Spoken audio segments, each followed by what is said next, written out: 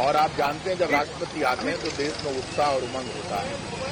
भारत के राष्ट्रपति का अपना एक बहुत बड़ा सम्मान है और राजस्थान तो वीरों की धरती है और वीरों की धरती पर हम राष्ट्रपति जी का स्वागत करते हैं। ये देश तिरंगा हमारा राष्ट्रीय ध्वज है और राष्ट्रीय ध्वज के साथ साथ राष्ट्रपति का अपना एक बहुत बड़ा सम्मान है। तो हम राष्ट्रपति जी का आज सबका स्वागत होगा और ये हमारे लिए गौरव की बात है कि राष्ट्रपति जी खुद विधानसभा के सत्र को संबोधित करेगी, पूरा राजस्थान उनका स्वागत करेगा। उन्होंने तो ये कह दिया राजेंद्र राठौड़ ने कि सरकार की कर्म और कुकर्म सब सामने आ गए। देखिए, कर्म और कुकर्म की बात करना बीजेपी के नेताओं को शोभा नहीं देता। 15 लाख लेकर आएंगे, अच्छे दिन आ जाएंगे। पूरी दुनिया में रिकॉर्ड टूट गए। भारतीय जनता पार्टी के लोग लगातार पाप कर रहे हैं। ये कहते हैं कि राजस्थान की सरकार ने पेट्रोल डीजल पर टैक्स लगा दिया। टैक्स हमने नहीं लगाया। इस वक्त $61 प्रति बैरल पर क्रूड ऑयल के दाम है अंतर्राष्ट्रीय मार्केट में।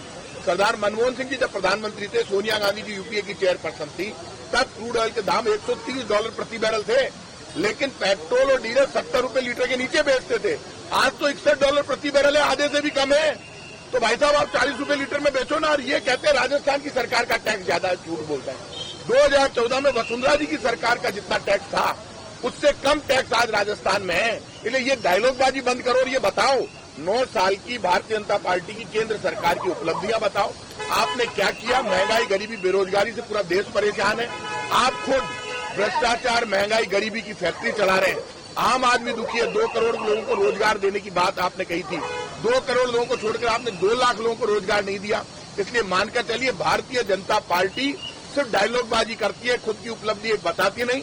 और मैं आज कह रहा हूं, ये राजस्थान की धरती है, ठाकुर जी की धरती है, गोविंद देव जी की धरती है। जयपुर से बोल रहा हूं, बीजेपी का पता नहीं चलेगा, सफाया हो जाएगा। हमारा काम बोलता है, हमारी सच्चाई बोलती है।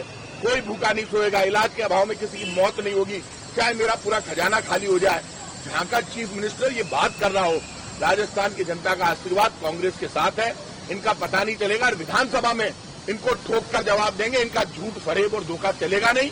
झूठ, फरेब और धोखे के आधार पर, गलत तथ्यों के आधार पर झूठे आरोप यदि विधानसभा में बीजेपी लगाएगी तो मैं बीजेपी को खुली चुनौती देता हूं।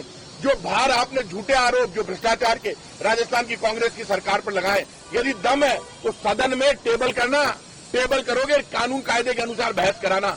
सच्चाई सामने आ जाएगी, क्योंकि बीजेपी का और बीजेपी के नेताओं का सबका चेहरा काला है और सच्चाई सामने आ जाएगी। कांग्रेस डरती नहीं है, हमें लड़ना और मरना आता है। हमारी पार्टी का नेता राहुल गांधी है, जिसकी आपने सदस्यता छीन ली, मकान छीन लिया, लेकिन बजरंगबली की कृपा हो गई और कर्नाटक से बीजेपी का कार्यालय, मकान, दुकान सब छीन लिए। वही शुरुआत जो कर्नाटक में हुई, राजस्थान में हुई।